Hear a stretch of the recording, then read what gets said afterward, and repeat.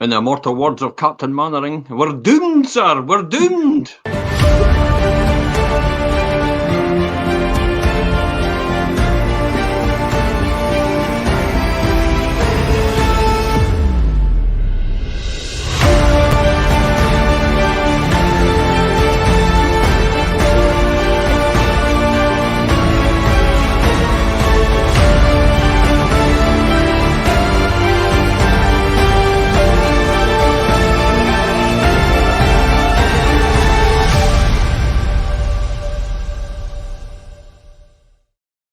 Well, it's entirely true, isn't it?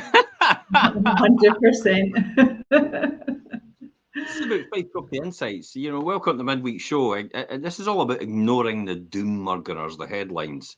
There's headlines out there every single other day, more or less, shooting down the property market, shooting down the rental market. It's just all headlines. It's all clickbait when it comes to it. Because you often find, Perry, when you click on that headline and you read the article, it's completely different to what the headline was. Absolutely. It's 4 words of a 2-page story that actually don't have anything to do with the 4-word headline. Yeah, there's no context, is there? Clickbait, we'll call it. And so we're going to be talking about this right now. It's navigating the property landscape, particularly in a county like Fife. Or would I say a kingdom like Fife? One of the only place in the whole of the UK is actually called the Kingdom of Fife. So yeah, we have a kingdom. Everybody else has a county. Let's just put that in context. And we're hashtag God country, and everybody else is just mediocre. We'll take that. This all requires more than a reactive approach to the daily newspaper and social media headlines in this, as homeowners and potential investors are continuously bombarded with alarming whispers of plummeting house prices. Where they get that information, I do not know. Coupled with the interest rate rises and the headache of negative equity. Again, where does that headline come from? I have no idea, but it's out there. It's in the ether somewhere. There's a tangible atmosphere of anxiety and intrepidation because of this. Yet, the truth is, we must all embrace as this. This is the truth. No one can actually predict the property market with pinpoint accuracy, not even the experts. I'll say that again. No one can predict the property market with pinpoint accuracy, not even the experts. Unless you've got a title like me, which says estate and guru, and then you must be able to do it.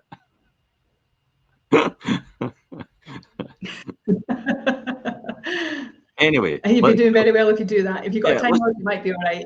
Absolutely. Let's talk about this. Even the press release from the Halifax Nationwide Land Registry, with the merest hint of a downturn or a hiccup in the property market, becomes a headline fodder, basically, often stoking fears and uncertainty. Why? Perry, this is a question I want to ask you. Why do the newspapers and clickbait doommongers post that? Why do they do that?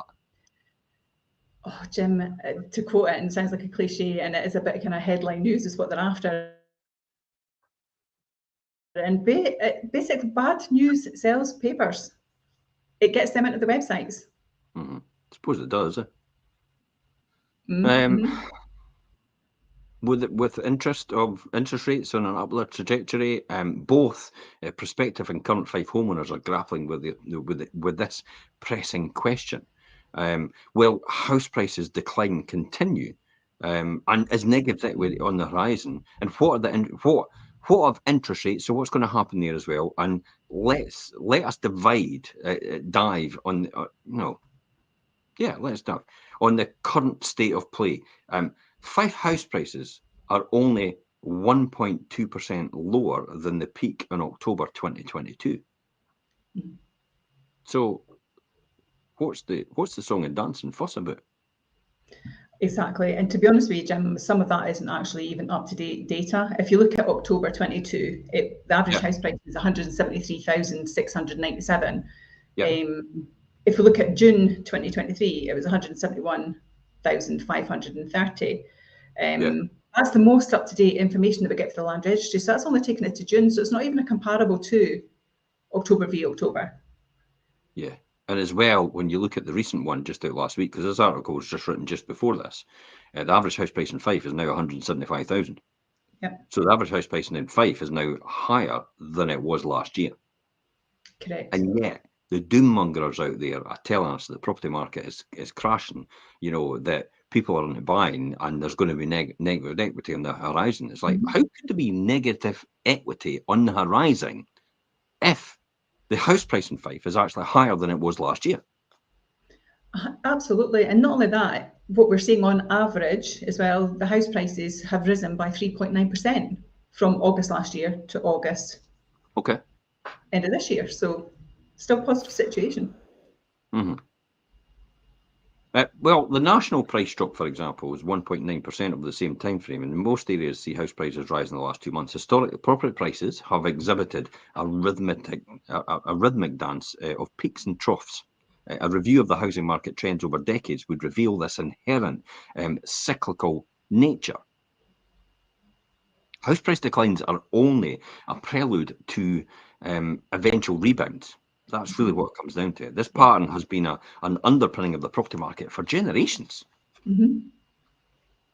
So, what of negative equity? What? At the end of the day, I mean, if house prices did drop by, say, 10%, a small percentage of homeowners would be impacted by that if you think about it, which is like 2.83% of all homeowners that have bought in the last 2 years potentially could be in negative equity. That's a very, very small sum. And to be honest, that's only applicable to you if you plan to sell. If you're not planning to sell and you're going to stay where you are, it's not necessarily an issue for you, is it?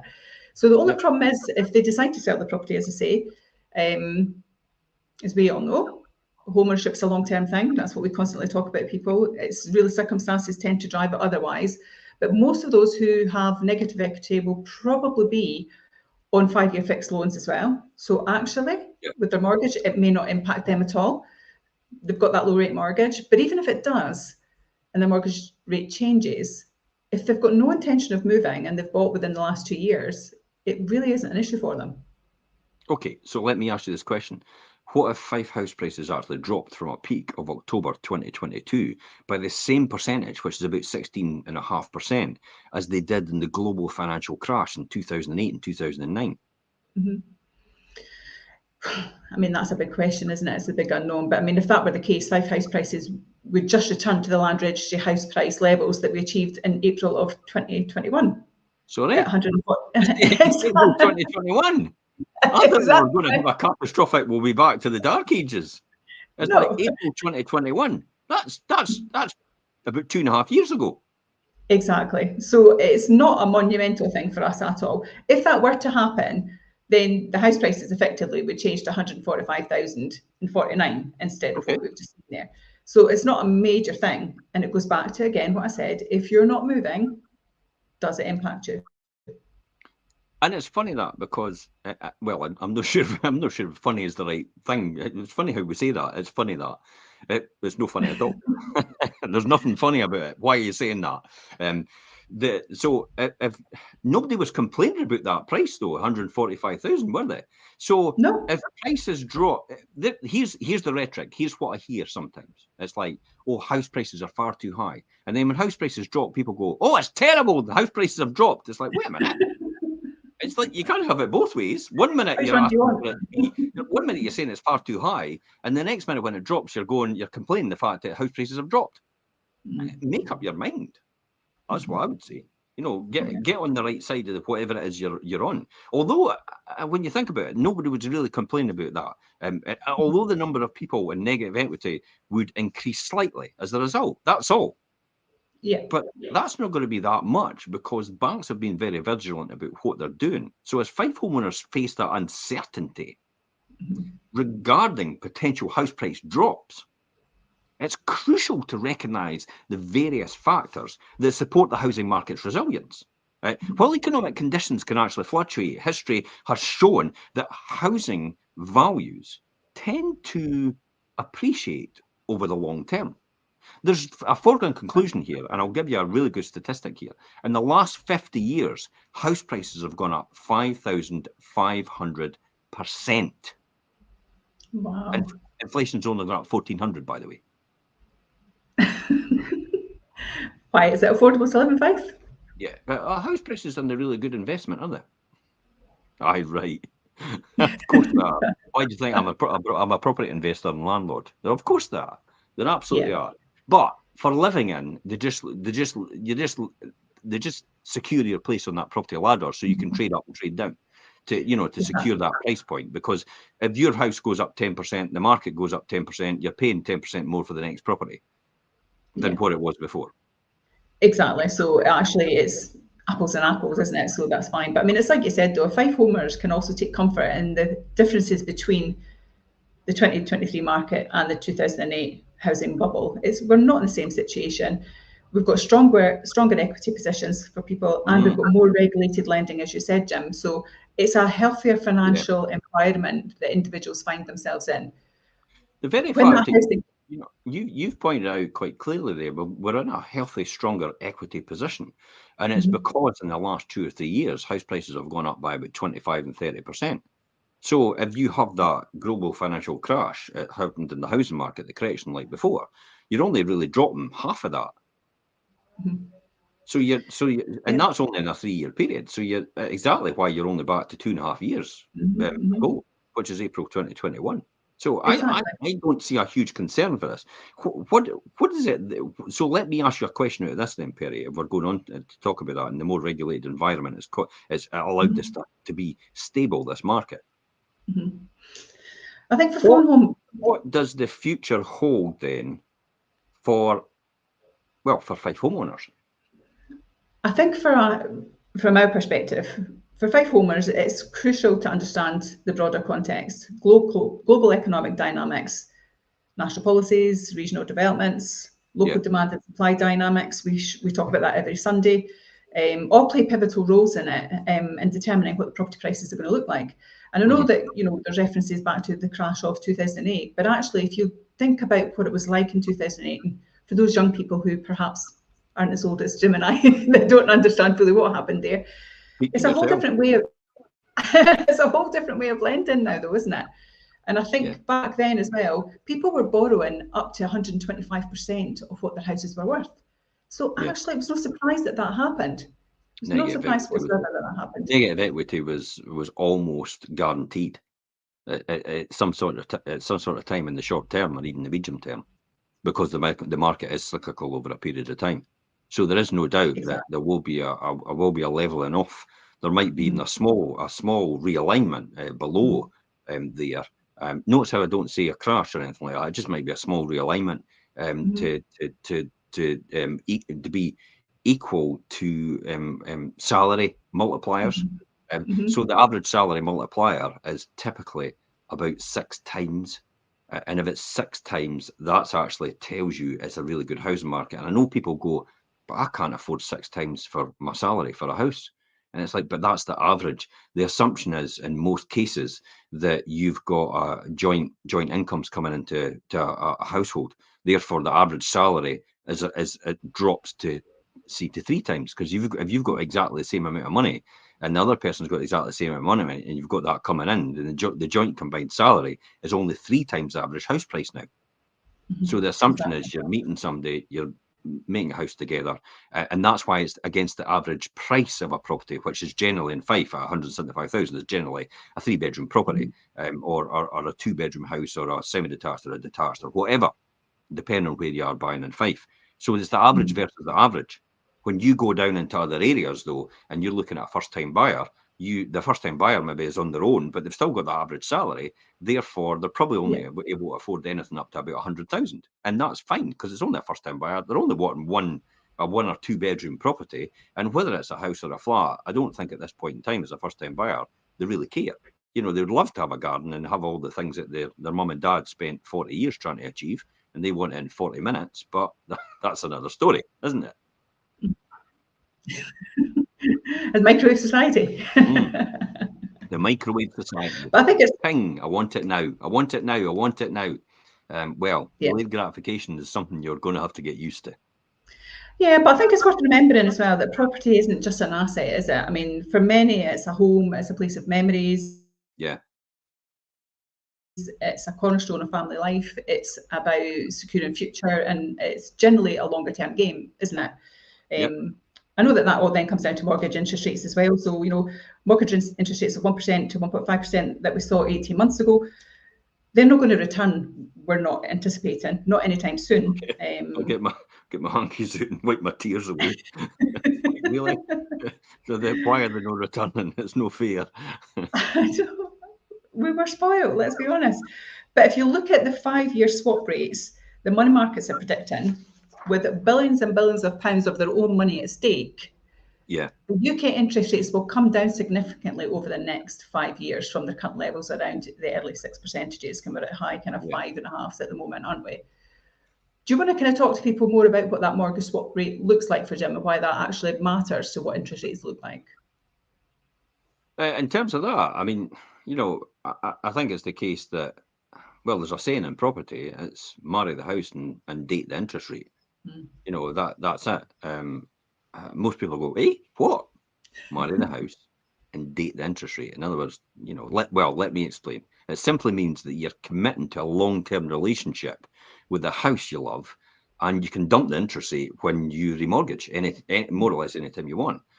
The idea is that when you find the house you love, you buy it with the anticipation that you'll be able to refinance later on when interest rates actually drop or realign somewhere else. Diving into the archives of property history, one witnesses a tale as old as time. A fluctuating market characterised by peaks and troughs. There's no surprise as it goes up and down in the cyclical time in the year, because most people, when they get to Christmas, go, oh, I'm going to hold off buying until spring. And then most sellers go, oh, I'm going to hold off selling until spring. And that's why the market drops in towards that period. Plus, let's be honest, some people will just say, I don't want to work for Christmas. I'm on my holidays. Yeah, I'm on my holidays. I'm going to put my Christmas hat on, and that's me gearing up to my Christmas party. That's what happens sometimes. And now, I'm only saying that because that's why I sell houses on Christmas Day, Boxing Day, and New Year's Day, and Hogmanay, just to prove that point, that you could do it in any market you want. So it is a cyclical nature, peaks and troughs, like an ever-rolling wave on the sea, as I'd said. The property prices rise, they fall, and they rise again. That's it. As I said, I go back to the last 50 years. Look at your granny and granddad. When you look back and ask them what they bought the property for, literally they were paying hundreds, if not a few £1,000s for their property.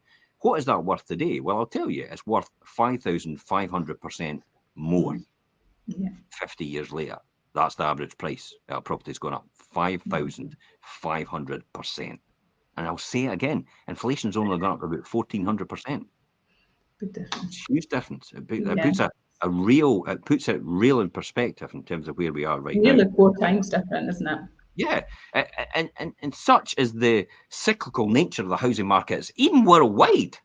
And Fife is no exception to this. It's just human behaviour. It's the capitalistic nature of how the markets work. For the residents and homeowners of Fife, understanding the broader tapestry of property dynamics is paramount. So the things, Perry, what should the people of Fife, the homeowners of Fife, what are the vital elements that they should be considering right now? There's 6 serious elements really that impact them, and I think it's important that they do have an understanding of it and not just necessarily looking at the headlines. So it goes back to what we constantly say, get your facts, understand what you're working with. The first one would be global and local economic factors. We've kind of touched on that a little bit there. So the Fife property market, though it is unique, it doesn't exist in a vacuum. International economic shifts, national fiscal policies, regional developments, even local events play decisive roles in shaping our property prices. If you think about it as well, the investment that's going into, so let's just pick Levenmouth out of the air because that's kind of where I am at the moment. If we look at Levenmouth just now, the rail station's coming, that's a big impact in a positive way, we would like to think. So those are the kind of things that you need to understand that's going on in your area as well and how they might impact you. A short-term dip, as mentioned earlier, doesn't foretell that a long-term decline or a house price crash that happened in 2008 is likely to happen. Yeah. And so we kind of talked about that a bit, didn't we? Global economic and local economic factors are a key indicator here. And probably the one thing I would say, this is stuff that's out of our control completely. Correct. we just have to understand if it's coming, will it have an impact on what we do? And then as homeowners or as investors as well, for landlords and investors out there, as homeowners and investors, we then have to think, okay, can we weather a storm like that, or are we in for happy days? You know, are we going to make hay while the sun shines? That's the global and local economic factors, exactly what you said, Perry, and how people should react to them. What other things do we need to think about then? Again, it goes back to my earlier statement as well, you know, the long game. Traditionally, owning property was a marathon, it wasn't a sprint. Yeah. You know, quick impulsive decisions driven by panic or greed rarely bear fruit. It's your biggest asset. We constantly say this to people, isn't it? It's the biggest asset. It's serious choices that you're making. Make sure you're making the right ones, that they're fitting with your circumstances, what your life plan is. So you do need to take a more measured, patient approach, I think, considering that property, the long-term potential of a property is often more rewarding than the short-term. Of course it is. And the very fact is as well, unless you're selling a property because the running costs of that property are significantly higher now, and you maybe can't afford the additional costs, and I mean utility increases, council tax increases, just the general repairs and improvements you need to do, the fact that you might be getting older and you're not able to handle maybe the stairs or the garden, it's just getting overwhelming for you all at once. That's generally the reason that you would maybe want to sell a property and actually downsize, purely for the fact of the monetary aspect. But you can see behind that, when I mentioned about that, the reason the money is only as a result of the things that are actually happening. So that's why generally somebody would actually consider selling, and the economic factors, I think, are going to be a big driver for a lot of people, especially the council tax. I mean, Fife just now is like everything above. Here's the letter here from Wenda Chamberlain, which is and she talks about the proposed properties. Here we go. Here, they've proposed that properties in the 4 highest bands will pay more, meaning an increase of 7.5% in council tax for Band E, 12.5% for Band F, 17.5% for Band G, and 22.5% for Band H. All right, okay. But it goes to a conclusion that people in these bandings have maybe a bigger house, but surely it's got bigger running costs. So on top of the huge additional costs that they've got already, which is the bigger utility bill proportionally than the smaller property, the bigger repairs and improvements bill, because people have to be paid more for what they're doing, and then all the bigger upkeep that they've got to do as well. I tell you what, we're going to lump the council tax on you as well. So somebody in a bigger house, potentially, and let's be honest, just because you've got a bigger house, it doesn't mean to say you've got more money. It just means, for example, you're maybe stuck in that house over a period of years because you can't find anything to downsize to in your particular area. Now, I'm really going to single out, classic example is East Neuk and St Andrews here. It's very difficult for them to stay in their current area because there's no bungalows available and they're like hen's teeth and they need all one level. So they're stuck in big, massive houses as a result. And people go, well, you've got all that wealth. Well, let's just look at that for 1 minute. And I'm on a wee rant here. You'll understand that. Let's look at that for 1 minute then. These people have accumulated wealth and saved all their life and chosen not to spend that money, but invest it in their existing house, their biggest tax-free asset. Surely it shouldn't be the case now, just because they've got that, then we should go, I tell you what, we're going to raid your coffers to pay for everyone else. Just putting that out there for people to understand. Just a little bit of food for thought. Well, I'll tell you, an increase in mortgages. Let's look at mortgages as well for people in houses like this, and I'll show you mine. Okay, so my mortgage has gone up from £220 to, drum roll, £700 in the last 6 months. £500. So £6,000 extra for my mortgage a year. And then I've got another £1,000 on for my council tax. And then I've got £250 to £500 for my utilities now. So my utilities have gone up an extra £250 a month times that. That's another £3,000. I'm paying another £10,000 out of my pocket than I had before on utilities, on interest rates, and now they're wanting to pay it on council tax. Mhm. Does that seem fair? As opposed to someone in a smaller house that's got a smaller mortgage. Now, it's for the fact that, as well as you have people with bigger families who have to stay in bigger houses. So it's not any choice of their own. It's just that they've got a bigger family, so they've got to buy a bigger house. And guess what? You're going to get whacked with higher council tax because, wait a minute. Is it no means no? It's no means tested at all, is it? It's just Nope. actually, oh, you've got a big house, so we're going to nail you for it. That's what I think is the unfairness in that current system. I tell you what, we'll just hit everybody in band E, F, and G for more council tax because we can. Because we can. That's it. Purely because we can. Because you can't hide your house. That's it. In a nutshell, you can't hide your house. Okay. I don't know if we need to cover the other 4 points. No,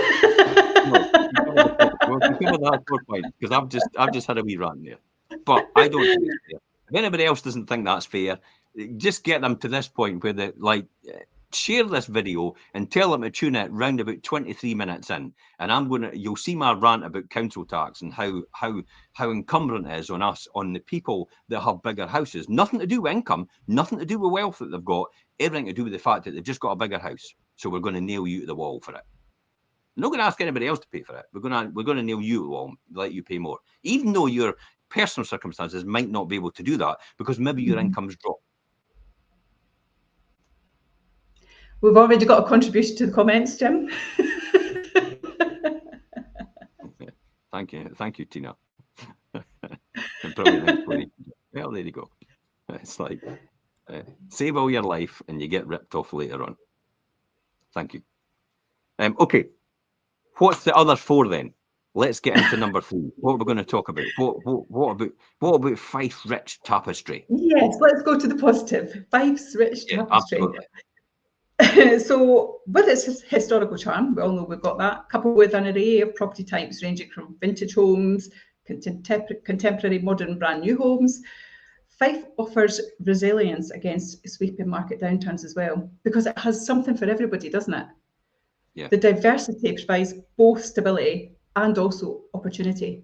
And I think that's something that people need to realise as well.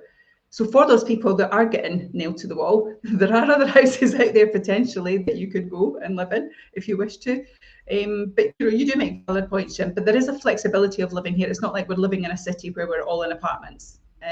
We have options, don't we? I would agree. And we're all quite close to each other's areas. For example, I did have someone say to me, and they made a comment, "Oh, it's no fair. I can't afford to live in St Andrews." Hey, join the club. Join the club. I can't afford to live in St Andrews either. And I would love to live in St Andrews, but I choose to live 15 miles outside St Andrews because it's more affordable for me. So these are things that you've got to get used to. These are it's as you said, Perry. It's all about what is it? And again, I'm going to say it. Cut your cloth to suit your to tailor your suit or whatever it was. I don't know. Cut your cloth to suit your purpose. In other words, live within your means. I would say that's probably what I'm trying to say. So. Yeah.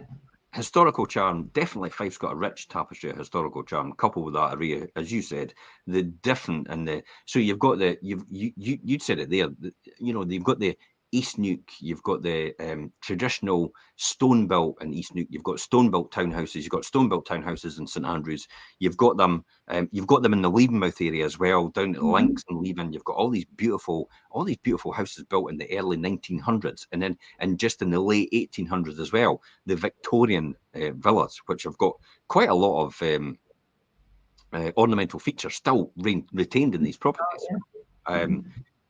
And it is coupled with this brand new, look. It's getting the new builds right now, and then in between you've got. I love Fife for that reason. They've got a real diverse range of property types that you can choose from, and that's probably the greatest thing about the Fife area. And I think it's what you said. That diversity provides both the stability and the opportunity for people. Yeah, absolutely. It does. There's something out there for everybody, and that makes a difference. What about infrastructure and growth there? Let's cover that a wee bit. What should we be looking for? I love Fife for that reason. But what are you thinking about infrastructure and growth? Absolutely. I mean, our ongoing development that we've got in Fife, the infrastructural projects, that they often lead to long-term appreciation of properties as well, and the values of that property, countering short-term market fluctuations. So if there was kind of an impetus, that happens and the property market went down, for the example we showed earlier, 10%, actually with everything that's happening in certain areas, eventually that's going to overcompensate for that, isn't it? The train station come to Leaving, for instance, is one thing. I think there's some particular areas where I've invested in actually are completely undervalued in Fife. Mm-hmm. Completely undervalued. Because I don't think people realise how close we are in proximity to the key areas like Dundee and Edinburgh. Now, Edinburgh, for example, costs an absolute fortune to live in, and yet you could easily be out in the Fife area at a fraction of the price in comparison. And with remote working now available, even Ben's here. Ben works for the RNA in St Andrews, and he works from home now and again.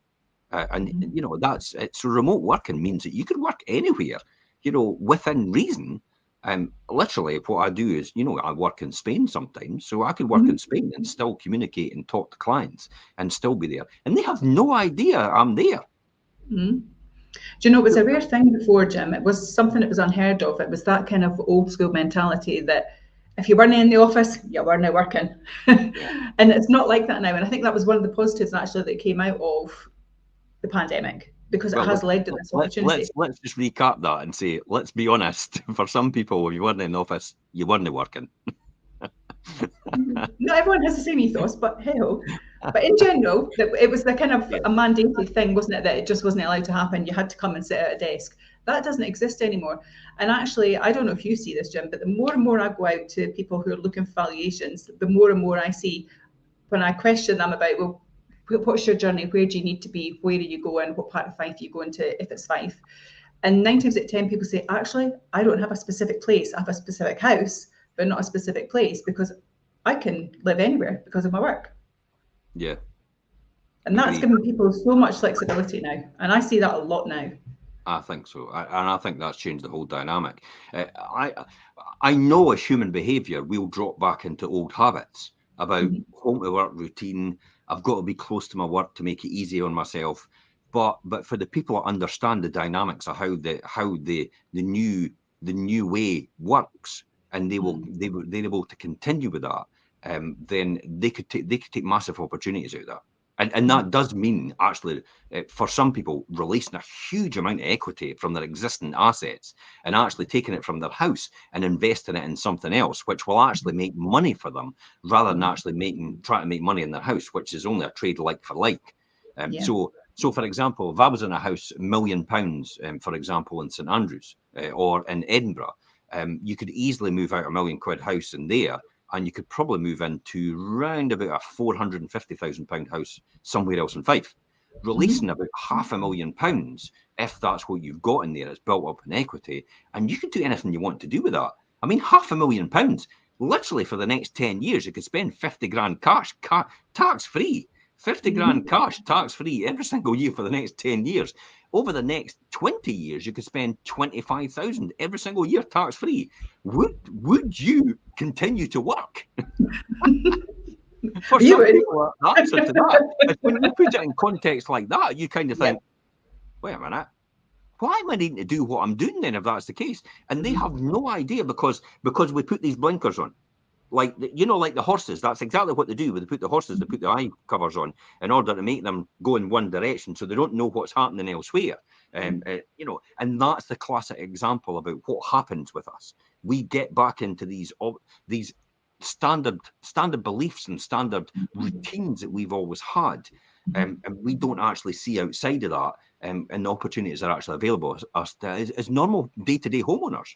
Yeah, but even in normal everything, actually, because we often talk about this, don't we? When we challenge ourselves and we challenge the business, it's like, well, why are we doing it that way? Well, because that's how we've always done it. Well, do we still need to do it like that? I did that this morning. I was like, if we do that for 200 times, every like that, we'll be able to recover a week back over a year in your time.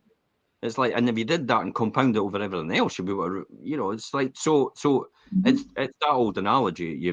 We've always done it like that. Okay, so just because we've always done it like that, it doesn't mean to say there's no better way of doing it.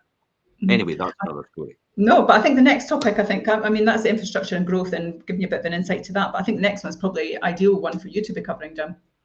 Rental prospects. Told you, Fife is the most undervalued place for property investment as well.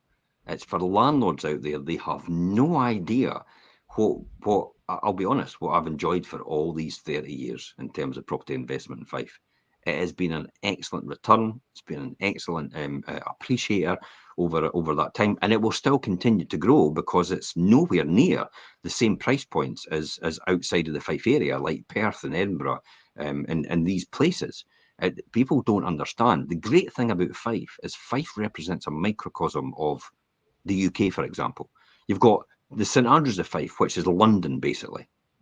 And then you've got the other end and you've got the middle in between. But the great thing as well about Fife is it's 50% urban, 50% rural, industrialised and farming in terms of how it is. And that's why it's a good reflection of what happens overall. So if you can see something happening in Fife, it's often played out on a bigger scale in the UK itself. So when St Andrews prices start to realign, if they ever do, then you'll probably see that happening in London as well. And, you know, everybody's talking about London, but London will still stay propped up, primarily because the offshore companies buying.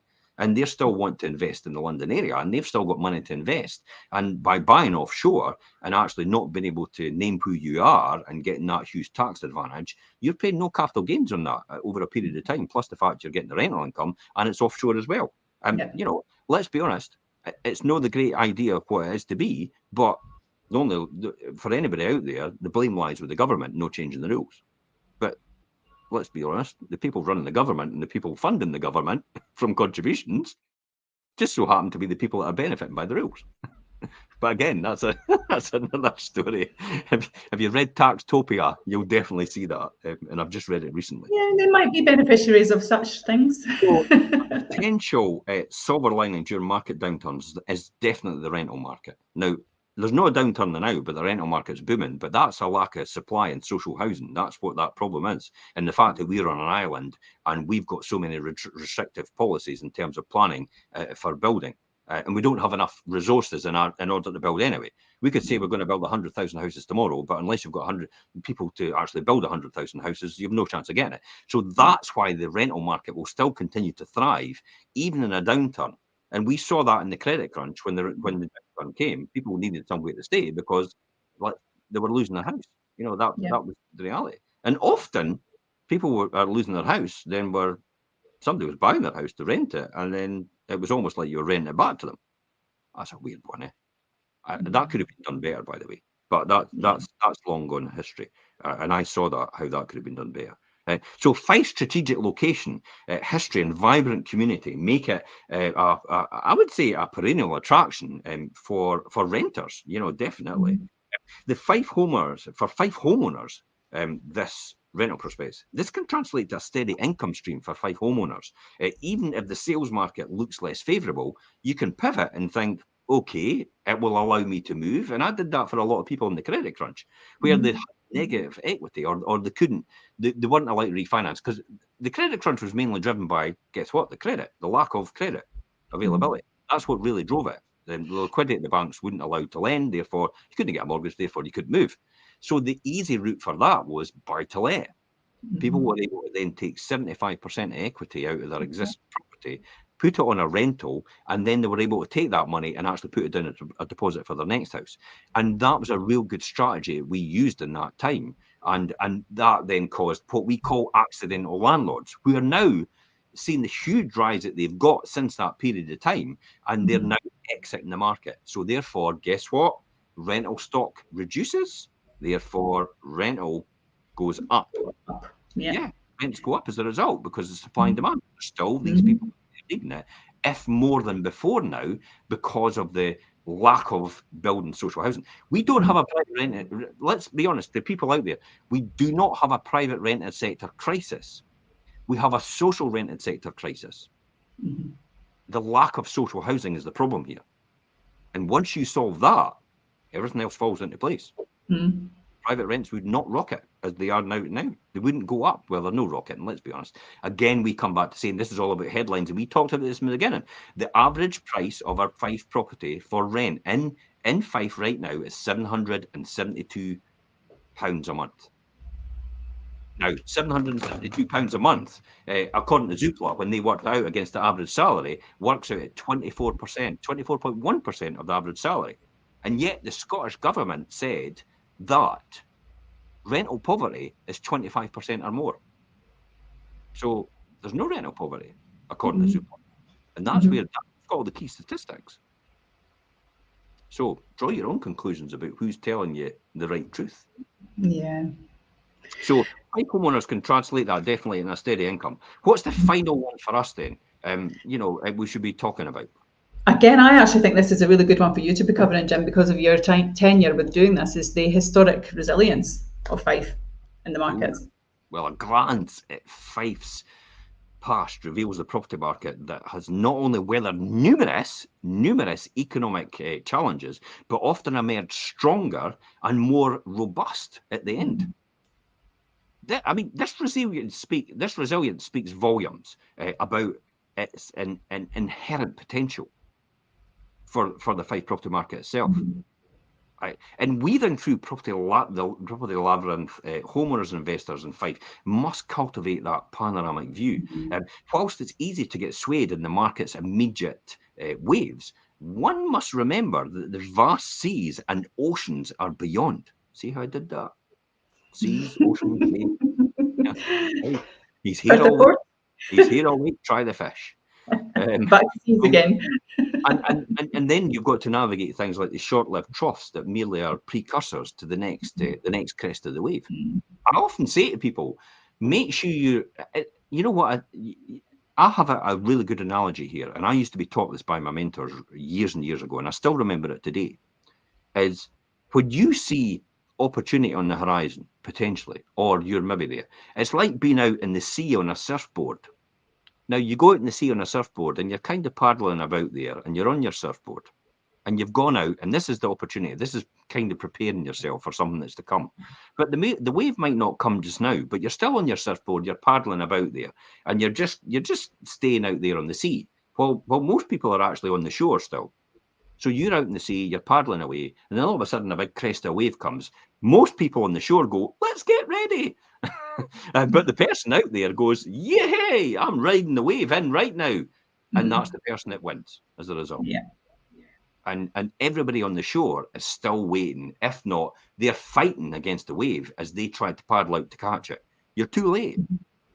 So you need to see that. You need to see these things. You need to see these indicators out there. You need to see where the market's going. You need to see where it's... and it's all about the facts.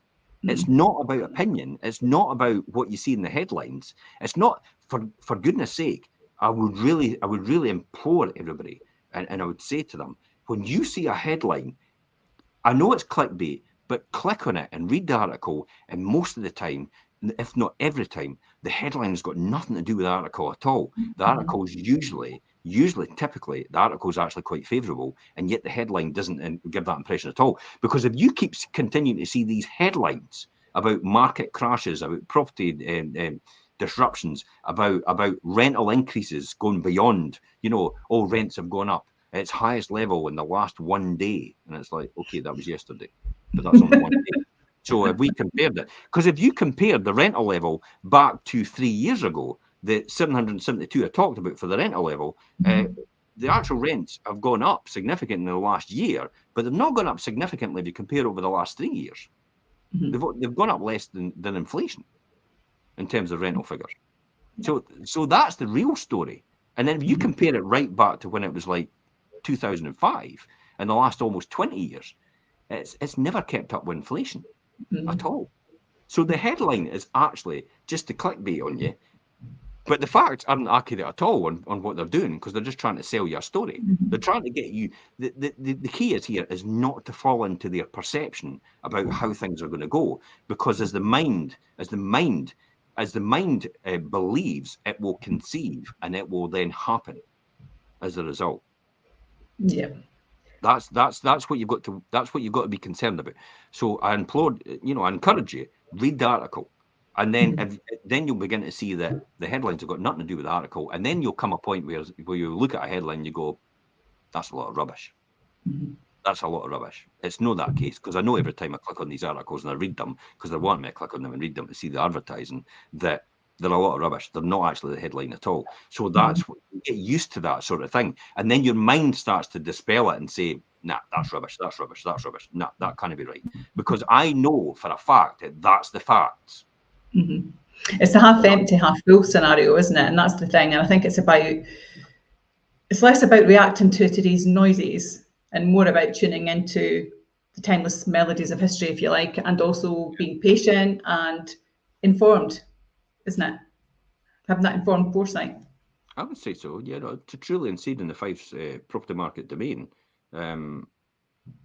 it's less about reacting in today's noise and more about turning into timeless, the timeless melodies of history, as you've said. Patience and informed foresight is the key here. Patience and informed foresight. Facts. Even what comes out of my mouth, question. Go and find out the fact for yourself. When I said about Zoopla at £772 a month on the average rent, according to Zoopla, and 24.1% of the average salary, which means that, according to Zoopla, nobody's in rental poverty in Scotland on average. So go and find out that for yourself. Just go and Google it. Zoopla statistics for that month or whatever it was, and then prove it to yourself. Just so everything you hear of someone, unless you know the fact that they're not going to say something out of character or they're not going to say something out of turn, then you could believe them. But every now and again, I do that myself as well. Somebody that's a real guru in their fields, I will then question. I will think, okay, is that actually factually true, or is that not the case at all? And that's why it's important for everybody out there to seek the right information and then form your own conclusions and your own opinions based on fact, though, not based on just what you hear someone else say and supposedly they might sound they know what they're talking about. And I'll be honest, and especially a politician. That's another show. Let's just say it. How do you know a politician's not really telling the truth? Their lips are moving. On that note. And on that note, before I get into trouble, it's factual though, isn't it? Let's be honest, it's factual. It's like the waffle around the houses and they don't give you the right answer at all. It's even I find difficult in getting an answer out. Even Laura Kunsberg on a Sunday morning when she's doing her show, she asks a question, and Jeremy Paxton as well asks a question, and you get this fudged answer. It's nothing to do with the original question, and it's like, these people shouldn't be in Parliament. These people should not be standing for election. These people shouldn't be allowed to stand for election for that very reason. If you get caught fudging and you're not asking the direct questions, you shouldn't be in Parliament at all. Anyway, that's another story. And as I said, if you like more information, you'd like to have a chat or anything like that, then please feel free to contact us. We're more than happy to help you navigate you through the property market overall and how to ignore the doom-monger headlines. This is what this is all about when you come down to it. Perrie, your final words on this? I think you've really summarised it well there, Jim. But for me, absolutely, it is. I speak with clients and often they'll say, oh, but the market's declining, isn't it? And I'm like, no. So it's absolutely about educating yourself, understand what the current situation is. How does it impact you? Does it impact you at all, if any? But actually, what are your circumstances? And you have to kind of go with that. So for me, it's about understanding that, but also getting some really good advice from the right people as well, so that you know where you can go and what you need to do for yourself. Very wise words. Thank you very much for coming on the show. And as I said, if anybody's wanting to ask anything, please feel free, stick it in the comments, message us direct, or contact us through the usual channels. Okay. Bye-bye for now. Take care.